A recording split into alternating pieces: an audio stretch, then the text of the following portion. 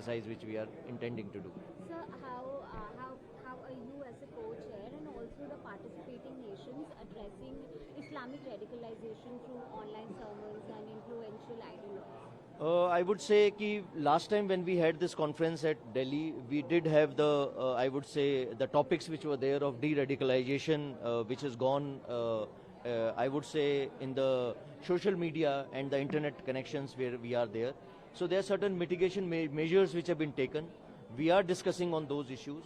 During this meeting also, out of the 3 topics which we have, in one of the topics it would be de-radicalization also, which will be spoken about.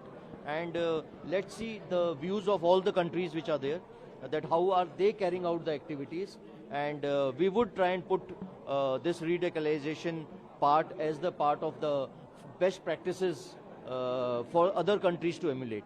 So that is what we would be doing. So what are the current threat perceptions regarding cross-border terrorism in regions like ASEAN or the South Asia region under the ADMM framework policy? I would say that the frameworks which are already being taken out by the ASEAN countries does have zero tolerance as far as the terrorism is concerned, and because it doesn't have any kind of a boundaries which are there, it has spread over and gone into the domain of cyber, financial, and all that which is there.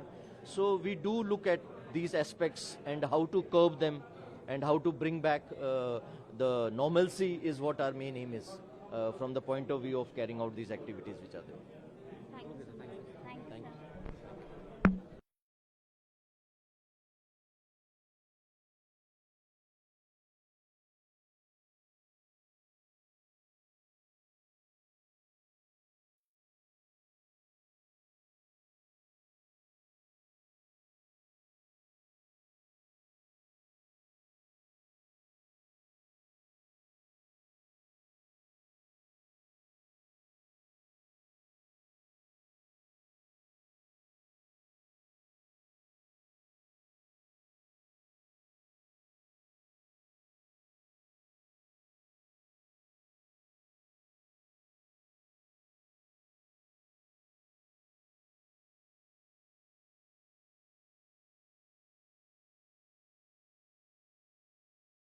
Rahul Gandhi के बयान को देख रहे हैं, वो कह रहे हैं कि तमाम चीजें अंडर अटैक चल रही है, जो कि अभी रनिंग गवर्नमेंट है उनके थ्रू।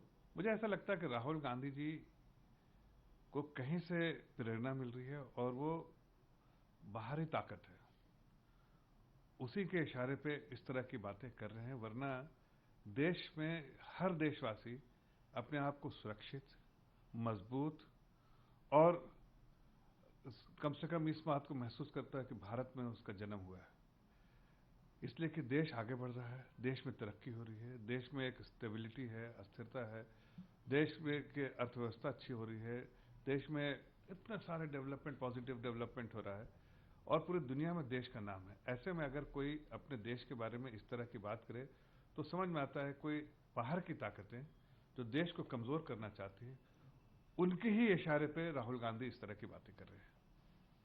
ममता ने कहा कि इलेक्शन कमीशन ने बंगाल में 54 लाख असली मतदाताओं को खुद का बचाव करने का मौका भी नहीं दिया और उनको लिस्ट से नाम का हटा दिया है। देखिए, सबके जिसके नाम हटे हैं उनके नाम जोड़े जा सकते हैं। ऐसा कहाँ है कि नाम जोड़े नहीं जा सकते हैं? जो जेन्युइन है उनको तो मतदाता सूची में आना ही चाहिए नाम, और इसके लिए समय सबको मिलता ही है। तो जो ममता बनर्जी जो फैलाने की कोशिश कर रही हैं, इस तरह के बातें जो झूठ और बोलने का काम कर रही हैं, मुझे लगता है कि उनको इस चीज से परे रहना चाहिए। और जो जमीन में काम है अपने बीएलएस के थ्रू, जो लोग ऐसे लगते हैं जो जेन्युइन वोटर्स, उनको जुड़वाइए, लेकिन घुसपैठियों को नहीं जुड़वा सकते हैं। हाँ, उनको तकलीफ इस बात का है कि उनको डर कहीं ना कहीं सता रहा है कि जो उनके फर्जी वोटर्स थे वो इस बार फर्जी वोटर्स रहेंगे नहीं, एसआईआर एक्सरसाइज के बाद वो फर्जी वोटर्स हट जाएंगे, तो उनको कहीं ना कहीं नुकसान होने का और हारने का डर सता रहा है। बीजेपी कह रही कि अगर क्या कहेंगे आप इस पूरे मैटर पे?